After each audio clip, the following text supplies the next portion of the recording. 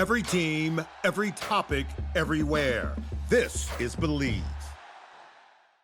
He's a sergeant with the sheriff's office. While he was on the job, he was shot in the face with a crossbow on a mental health call. He wound up shooting the suspect. They both survived, thank God. And he's here to talk about that and much more on the Law Enforcement Talk Radio Show. Welcome to the Law Enforcement Talk Radio Show. In the Law Enforcement Talk Radio Show, we are joined by special guests talking about their experiences, the realities of investigating crimes, plus those who have experienced horrendous trauma. Police, first responders, military, and victims of crime share their stories. Hi, I'm John J. Wiley. In addition to being a broadcaster, I'm also a retired police sergeant. Be sure to check out our website, letradio.com, and also like us on Facebook. Search for the Law Enforcement Talk Radio Show. Be sure to follow me on the Clubhouse app. It's like having your own talk radio station on your phone. And best of all, it is free. Be sure to follow me, John J. Wiley, at LET Radio Show, and look for major announcements. That's right. The Clubhouse app is free. And be sure to follow me, John J. Wiley, or at LET Radio Show for major announcements. That's John J. Wiley or at LET Radio Show on the Clubhouse app. Did I mention that it is free? Contacts from Texas. We have Tom Lee on the Law Enforcement Talk Radio Show. Tom is a sergeant with the sheriff's office in Texas.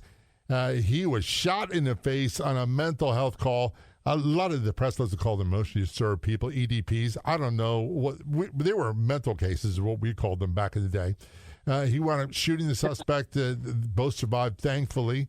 He was sentenced to 60 years, and he was, before that, working as a police officer for a police department and got a little bit of a jackpot, which we'll talk about. He's author of the book, Scars of the Badge, Faith, Trauma, and Redemption Behind the Thin Blue Line, and his website is scarsofthebadge.com. That's scarsofthebadge.com. Tom, thanks for your service, and thanks for talking about this on the Law Enforcement Talk Radio Show. Both very much appreciated. Well, thank you so much for having me on. I'm glad to be here. It's a pleasure to have you here. And I heard you snicker a little bit when you say the back in the day we called them mental cases, mental health calls, and now they're called emotionally disturbed people. That doesn't take away the risk, does it? No, it's the same risk. It's just putting a different name on the same thing. And I always say that I wrote an article a long time ago. It's on letradio.com. And it's the news media. Call them what they are. Call them killers. Call them whatever. Don't use fancy terms that no one understands. The risk to our first responders is exactly the same. And I always say this. It doesn't matter. Mental illness, I understand. I get it. We dealt with a lot of mentally ill people. However, one thing I say is if that mentally ill person swings on someone, makes contact and breaks their nose, there's no difference to the victim whether it's broken because of mental illness or because it was done on purpose. It's the same injury. Yes. The only thing that they're trying to take and reduce the stigma by calling them something other than the names that you've listed. So that's kind of the reason why they're doing it that way, is to reduce the stigma from these people, so maybe more people would actually seek out help. Well, you don't sound like you're an old man, but you're not a young guy. About how old are you? I'm about 44 years old. Well, there was a time prior to, and I don't talk politics on the show, but there's a time prior to a president I won't mention that we didn't have homeless mental cases on the street. They were locked up and they were treated for their illness. And you were forced to go into these mental hospitals. They may not have been perfect, but they're far better, in my opinion, than all that. We have wackadoodles on the street left and right. Yep, and unfortunately, because that all occurred like back in the 60s when they stopped doing the institutionals for whatever reason. That occurred around the 60s where they shut down a lot of the state hospitals and started doing those things and made it a community-based project.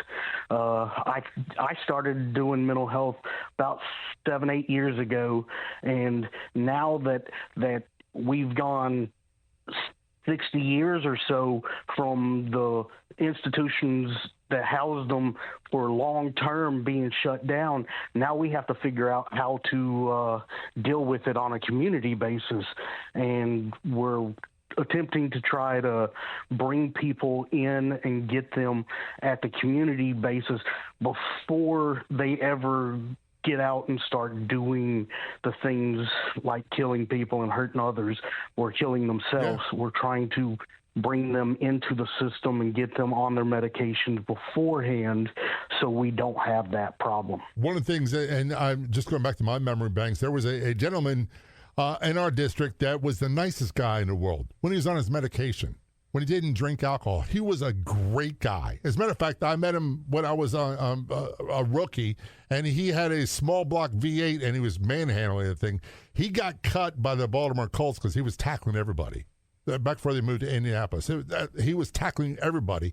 But when he went off his medicine and he started drinking, he was manhandling MTA buses. He was doing all this stuff, and we knew the only way you could talk him down was by threatening to call his mother. Yeah. So we see that problem. It's a pervasive problem in the world of mental health where people start feeling better and they think they can get off their medication, right, and they don't need them anymore. And it seems to be that once they get off of them, now the only way to get them back on them, because they're so outside their normal thinking processes, is that we have to hospitalize them for a while. And we see that as a huge problem that we have right now, is because they'll take medications for 6 months, 2 years, however long it is. And I don't know about you, but I take blood pressure meds and stuff, and I forget to take them sometimes, or I just get sick and tired of taking pills. Right. So I'll stop taking them, and who pays the price? They do the same thing. Right. One of the things that, and I'm not attacking anyone, but there is, in most states nowadays, you can't do anything with a person that's mentally disturbed, emotionally disturbed person, mental health issues, until they pose a threat of violence to themselves or others. And until they do it, they can say they're going to do it all day long. That's not the same as doing it. And the police really are powerless to do anything until they cross that threshold. 100%. I'm powerless to do anything without them making a concerted effort to take and help us in their mental health journey. Is it fair to say, Tom, that your hands are pretty much tied when it came to dealing with these people? Hands are tied unless they're willing to actually work with us. And if they're willing to work with us, we have tons of resources for them, but they have to be willing to work with us. Now, before we get into your career, when did you start policing, and you're still in it now? So I started as a dispatcher back in 2002. I became a police officer in 2005, and I'm still employed. That's great. You started, I have my notes, you started in a university police department, and things didn't go well there, did it? No. Being young, dumb, and naive as we typically are, I started doing things to try to address issues that we were having with low morale and whatnot, and really painted a target on my back from doing those things. And one of the things that I have in my notes is that you were fired from this department because of a traffic stop. Your alleged speed during the traffic stop. Yeah. So they first tried to demote me for calling the guy that I was FTOing a rookie. So they that's demoted what he was, me wasn't he? For that. That's the way I see it, but the department didn't like the term of rookie, so they tried to demote me for that. And I hired an attorney and fought that and got promoted back or reinstated back at my position. And they went around the department and asked everybody, hey, what's things that he's done that I get it. We're going to take a short break. He painted a target on his back, and he made himself a target for their revenge. We're talking with Tom Lee. He's a sheriff sergeant in Texas. He was shot in the face with a crossbow during a mental health call. When I'm shooting the suspect, they both survived. And he's authored the book Scars of the Badge, Faith, Trauma, and Redemption Behind the Thin Blue Line. His website is scarsofthebadge.com. This is Law Enforcement Talk Radio Show. We're going to take a short break. We'll be right back. Are you a fan of true crime shows? How about True Crime with a Twist? People that actually investigated crimes, what they did, what they experienced, all for free. Just go to our website, letradio.com. It's L as in Lincoln, E as in Edward, T as in Tom, radio.com.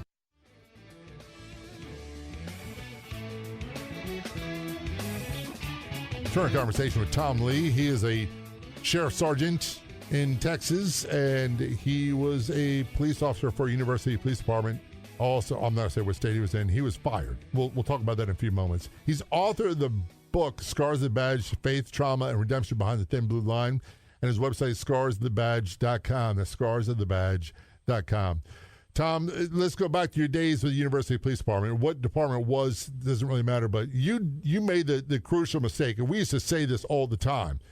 Back at our department, we had Officer of the Year. You had a spotlight put on you for Officer of the Year, and a lot of those people that were Officers of the Year, the next year they were fired. It's a short walk from spotlight to limelight to spotlight. Oh, yeah. They tried to demote me. I fought that. They went around the department and tried to figure out who exactly or what things that I've done wrong. And from that, the guy that I was actually training told them about a traffic stop I made. Now, they didn't want us to do things way off campus, so I was trying to catch up to this car and get them right next to campus so they weren't talking about how far away I was. Right. So I did way above the speed limit to catch up to this car. I'm in the wrong there. But they were asking me, and this traffic stop happened 3 months prior to when they started talking to me, and they wanted to know what speed I was going. I told them I didn't know. I was going really fast. How would you know? Way faster than I should be. Here's the thing that a lot of police are involved in shootings, and we'll get to yours in a moment. For example, they can't even answer how many shots are fired. The shootings I was in, I couldn't tell you. I had to count how many were in my revolver. I didn't know. Yeah. So they started hassling me, and they're like, "Were you doing 80?" I was like, "Probably." "Were you doing 90?" I was like, "I probably was."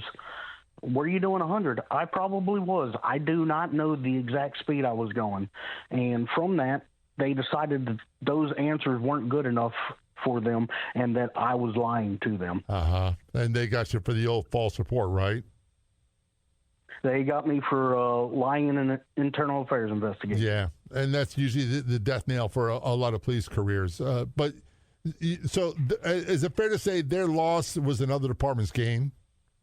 Oh, I would think so. I mean, I had a friend that was down at another university that allowed me to come work for him. I worked for him for 3 years at that university and then moved on to the Hardin County Sheriff's Office, or to the Sheriff's Office. That's cool. And I've been there now for over 13 years. So during your career, you had a call where, this goes back to the earlier part of our conversation, a mental health call. And during that call, you were shot in the face with a crossbow. It grazed you, but it was certainly a life-threatening situation. Can you tell us about that? Yeah, so it actually started 2 weeks prior to the incident. I was got a phone call from the guy's father telling me that his son had threatened suicide. And I was actually at the FBI hostage negotiation class at the time. So I told him that I couldn't respond because I was taking this class and to call the sheriff's office. Well, he never called the sheriff's office. 2 weeks later, he calls me and says, "Hey, my son took and made threats last night to kill himself again." And he was talking real crazy that on their property, there's a cell phone tower. And that cell phone tower was sending out electrical waves that were killing people. And it was controlled by the cartel. That sounds like some of the people that call in to want to be guests on my show. Like, yeah, the minute they go, here's a little tip-off. If they sound crazy, they usually are. Well, he wanted to borrow his dad's cell phone because he said he had a special code that he could put in his dad's cell phone, and it would stop the cartels from being able to control the tower. Dad kicked him out, had him. Dad goes to sleep, wakes up the next morning, and the hay bales in his field were all smoldering and on fire. And he was like, "Well, I've got a problem. I need to call the mental health deputy out there to talk to him." I get out there. Now, of course, the county I work for is 900 square miles, or almost 900 square miles long, and we have a 3 deputy minimum, so there's a lot of territory for 3 officers. Right. Backup is a long ways away.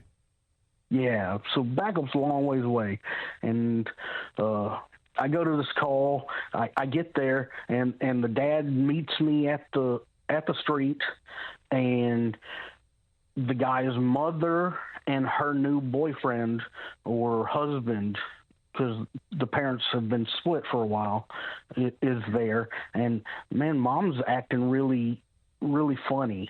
And I don't typically wear a vest just because of the way it is. It's in the back of my car. I put it on during high priority calls.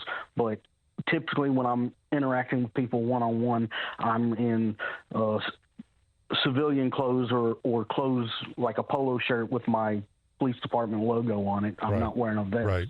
So because of how she was acting, though, I was like, man, I need to put my vest on. And I put my vest on, and the dad was rushing me. "You need to come check on my son. You need to come check on my son." So I get up there. The dad's already knocking on the door. Before we go into that, there's parts of my police career, and I started getting the ding, the hairs on the back of my neck standing there. When you saw something, there's certain clues, certain indicators that people give off that let you know that things are, maybe it's not the normal call. You put on your vest because something she did brought your attention. You said, this is not a normal call. Were those indicators present for you that this is not going down well? Yeah, it just didn't seem like it was going to be good. I can't put into words really how. No, I couldn't either. Even to this day, I still can't. Or anything. You just know that things feel different on this call than they have. I mean, I was 19 years into my career at this point in time. I'm like, man, something's not right here. So I want to turn you. The dad said that you need to help, and his son is out of control. Yeah, and he went to the dad started knocking on the door, and I could hear the son on the inside. He wasn't angry, but he was telling dad forcefully, "Hey, take a leave. I don't want you around. Leave. I'm going to call the sheriff's office because you're trespassing on my property. Leave me alone." Yeah, I mean, this lasted for 15, 20 seconds, and I was like, well, he's already asking for the sheriff's office. Let me knock on the door and introduce myself as a sheriff's office and tell him that I'm already here. Well, instead of that helping the situation, man, the guy goes irate, starts screaming, cursing, telling us to go away.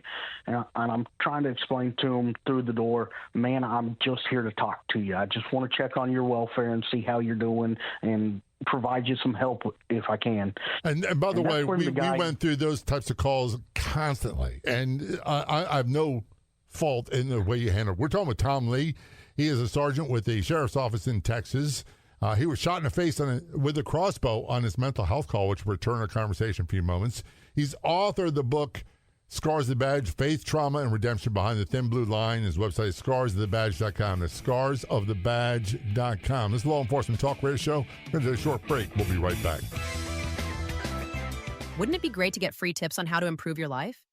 Join us on the Clubhouse social audio app with lots of like-minded people. Wednesdays at 12 noon, 3 p.m. Pacific for your confident life. It is always free. Get more details online at yourconfident.life. That's yourconfident.life. Online at yourconfident.life.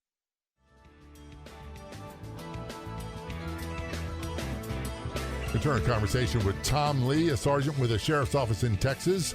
He was shot in the face with a crossbow in a mental health call, which he's talking about now. We'll talk about that some more in a few moments. He's authored the book, Scars of the Badge, Faith, Trauma, and Redemption Behind the Thin Blue Line. His website is scarsofthebadge.com. That's scarsofthebadge.com. Tom, earlier I said that I had no fault with the way you handled things. When we took a break, you were at the other side of the door saying, this is so-and-so from the sheriff's office. I'm just here to talk to you, make sure you're okay. What happened next? Well, he got super irate, and I hear the words that man, when you hear them, you know things are fixing to go bad. He said, "You want me to come out? You better get ready." Yeah. And next thing I know, he was kicking the door open. I was standing on the other side of the door, so you're not in front of the door because they're going to shoot at you. They shoot at the door. Right. So I was standing on the other side, and the door swings outward, not inward. So I had to kind of look around the corner of the door to see him. And as soon as I looked, man, I was staring at a crossbow pointed straight at me. And that's what you call a come to so-and-so meeting. You're like, oh, my goodness, this is for real. Yeah. And so I took off running down the side of the trailer that he was in, and I was drawing my gun at the same time. And about the time I got it cleared out of the holster, I started turning around to face the threat now that I've gotten some distance. And as I was turning, I suddenly felt a searing pain like a sunburn. That's the only way I can describe it, on my left arm and across my left face. And man, it seemed like time stopped and stood still. I was trying to process, why did I feel a sunburn? I mean, it's June in Texas. It's hot, but I ain't been out there long enough to get a sunburn. And I was trying to process all that. At the same time, I took a shot at him from the hip. That caused him to take off running. I ran back to the front of the door, and he's running through the fields towards these two groves of trees that are on the field. I was like, man, he's going to take and get behind those trees and reload that crossbow and start attacking. He's going to be in a position to cover, and you're not. Yeah. So about the same time that I'm having these thoughts, all of a sudden he starts pulling a machete, and I was like, oh great. He's pulling a machete too, and that's when I lined up my firearm and I shot him out in the back as he was running away. Here's what I want to ask you about this. And by the way, I can't help but think I never faced down a crossbow, and I'm glad I didn't. I don't know how to respond to it. And people that say they know exactly what they do, I just say you weren't there, so shut it. You have no idea until you're there. All I can say is this. I policed before we had body cameras, all that stuff, but a lot of the sound effects that people make are not what you think. And when people get shot, they don't react the way you want, and they don't react the way Hollywood says it. But here's the one thing that really got my attention. You said things slowed down, because I just automatically went through what I've been through, and I was like, it was auditory exclusion. My partner was talking to me. He was yelling at me. It sounds like a television in a different room. You're aware that's going on, but you don't know what they're saying. I focused on the weapon. I didn't focus on anything else, and things really seemed to slow down. Did that occur to you? Yeah, I mean, the slowdown did. I didn't have an auditory exclusion. I remember the booms. I remember the slide. I know I took 3 shots, one from the hip, one I fired off as with all the adrenaline rushing, and I was carrying a 1911. So there's that. Which is for those who are not handgun people like me, that's a 45. Yeah, as I was coming up to get on target with him, I somehow, and I don't know to this day how it happened, a round went off into the ground, and then I lined up on his back and took a shot, and that's what dropped him. The machete went slinging through the air.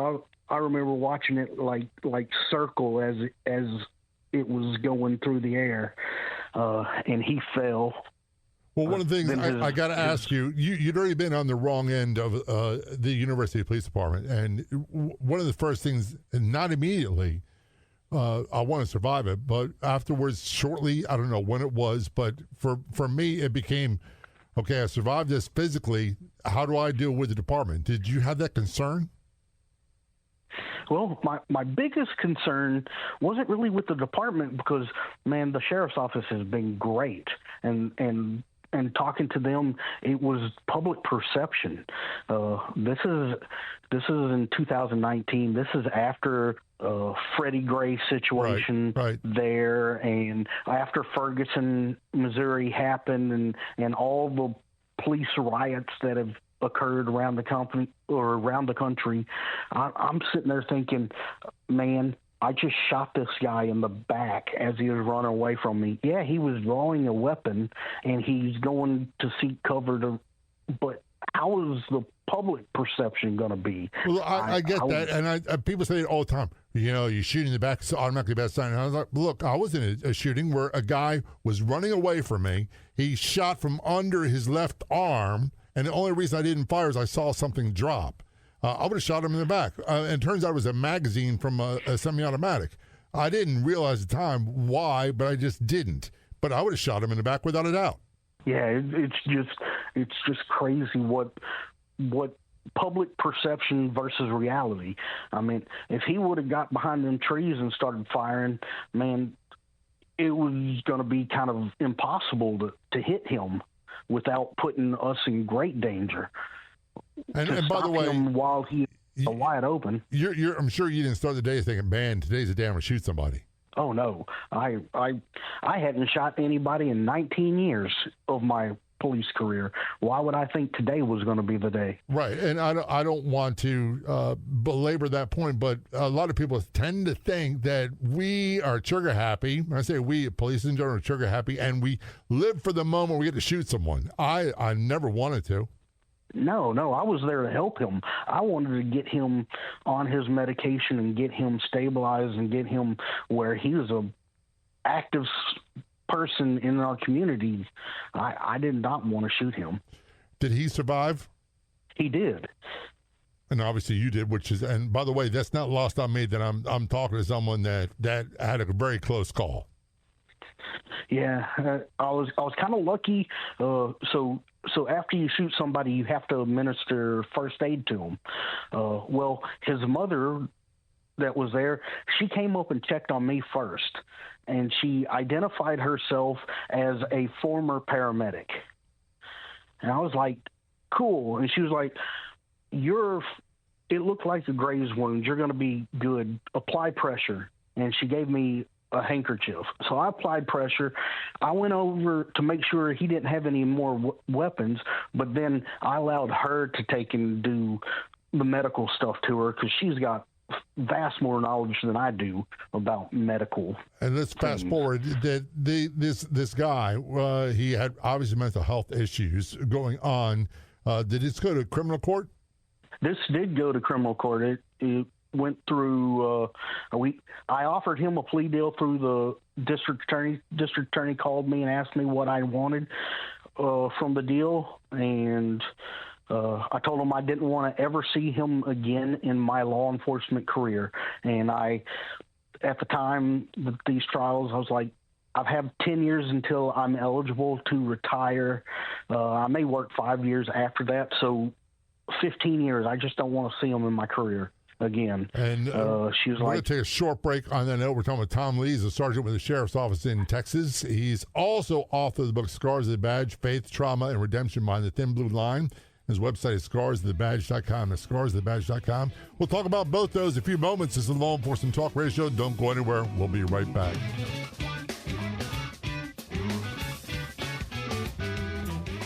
Please stop me if any of this sounds familiar. I'm too old to start investing in stocks. I'm too old to learn about investing. I don't have the time and energy to learn about investing. Suppose an app existed that did everything for you automatically. There is, and I've been using it. Get more details about it at letsavings.com, letsavings.com. That's the letter L, letter E, letter T, savings.com. The information is not personal financial advice, that past performance does not guarantee future results, and that investment involves risk, including the loss of principal.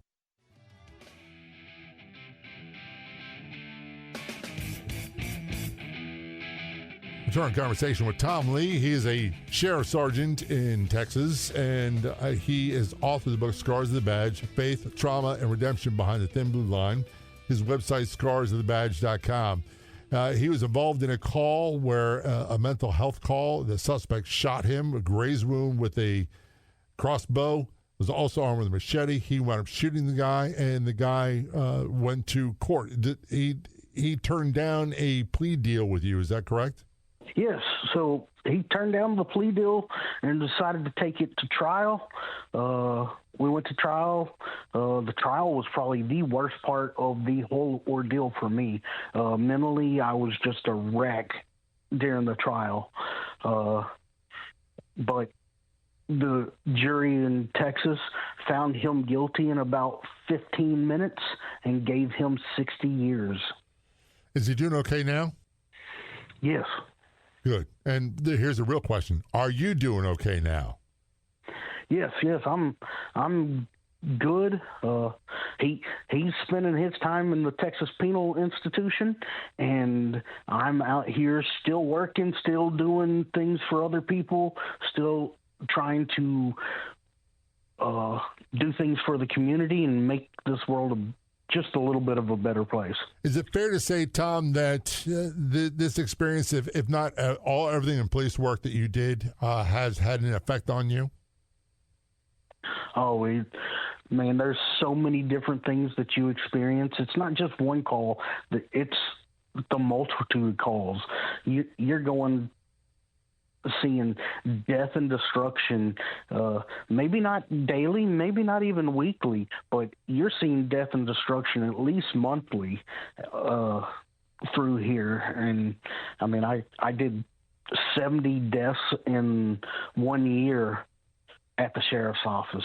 And, yeah, we saw working that time.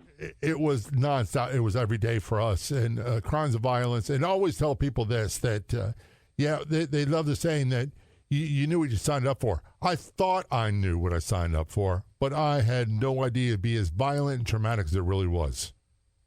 Oh, without a doubt. It's so, there's so much stuff. You just don't, the amount of carnage and suffering that people are going through out there, most people don't ever see that amount of stuff. You can see 3 or 4 incidents in a lifetime as a normal civilian, and you're seeing hundreds through your career as a cop. And that does take an effect. And I always said this, that for me, it wasn't what we call the critical incidents now so much, because I knew how to handle them. There were big deals. It was the daily grind that got to me. It was, and by the way, you made a great point. You see so much desperation, but there's really little you can do about it.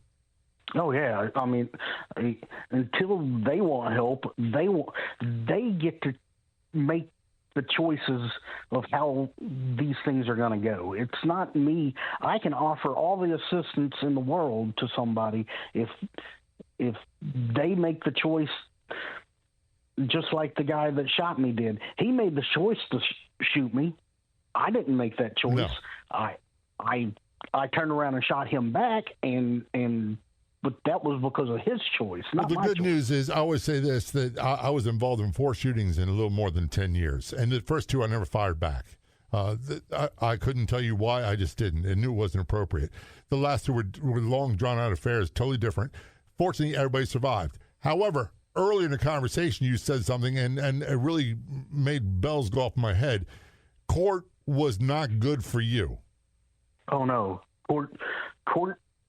Man, the struggle of going through, wondering if the jury was going to see things your way, or whether the national public display and me shooting him in the back, if they were going to go, oh, he got what he deserved already, or he got way more than he deserved by getting shot in the back. those type things just weighed on me during court. And I mean, I wasn't on trial. I had already been cleared by the DA of no wrongdoing, but I was on court again for his trial. Well, one of the things that I remember clearly was, and I'm going to ask you this in form of a question, knowing something logically is not the same as feeling it emotionally. It's like knowing you've been cleared, you did everything right is cool, but how are they going to react in court? That's quite upsetting. Oh, it is, and you just, there's all the what ifs. What if you would have done this different? What if you would have done this different? There's what if I would have called for a backup officer? Because by policy we were supposed to have a backup officer, but man, I do. They're not always available. I always say that when conditions were right, we had backup. They weren't always right. Yeah, and so I was acting a little bit outside of policy, being there by myself. Yeah. But it wasn't. It's not a big detrimental against policy. It's more a policy for my protection than anything. But if I had another officer there, would have things gone differently? I don't know. I don't think so. I think we may have been able to engage him faster, and maybe I wouldn't have gotten shot, but he probably would have been dead. Right. Well, there's the option. Well, there's here hindsight's 20/20, and the coulda, shoulda, woulda. That's how we got better. And by the way, I don't know about you, but I'm pretty sure it's the same with you. We had experienced officers saying you should have done this, you should have done that, and then we do the same thing ourselves. And that's how you get better at this job. No one comes out swinging 1,000 and is a home run hitter to begin with. Oh yeah, it's learning, and if you're not learning every day, you're doing something wrong.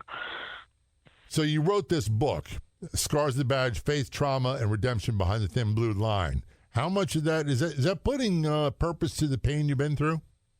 Oh yeah, I'm trying to educate the public what cops go through throughout their career. I'm trying to educate other first responders, or not really educate them as much as letting them know that, hey, the things that you go through are the same things that we've all gone through. Because I mean, I'm the only officer that I know that's still working that's been shot in the face with crossbow. Yeah. Well, you're the only one I've talked to that on this show that's shot in the face with crossbow. I've a lot of other people that have been shot, but you're the only one I've ever talked to that's been shot in the face with crossbow. So I'm trying to, even though we have our own stories, the stories of the others are very similar. And through my journey in writing this book and whatnot, I've met several other authors, police authors, and it's like, man, your story has so many similarities to my story. Here's what it boiled down to for me is look, I say this all the time, and my guests say this, I'm dinged up. Doesn't mean I'm worthless. Doesn't mean I'm useless. It means I'm not the same guy I was when I was 18. And I talked with a guy the other day on the phone, and I said, you know, if it wasn't for all I've been through, I wouldn't be the guy I am today. And that's not all bad. Yes, that's the reason why I chose scars.